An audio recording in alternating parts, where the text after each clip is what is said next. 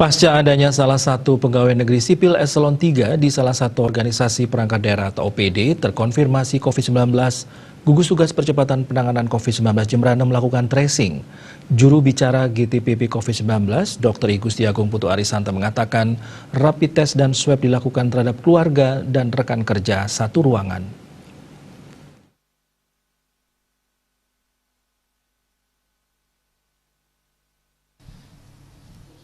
Yang memaparkan pengembangan tracing dari salah satu kabid tersebut sudah melakukan tindakan baik swab test maupun rapid test. Sebanyak 10 orang warga kontak erat sudah diambil sampel swabnya.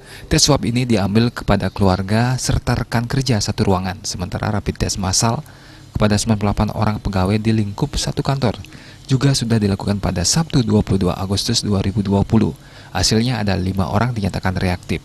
Mereka yang reaktif melakukan karantina mandiri di rumah masing-masing sambil menunggu jadwal pengambilan tes swab. Pengambilan tes swab ini akan dilaksanakan pada Senin 24 Agustus 2018. Surya Dharma, Bali Pos melaporkan.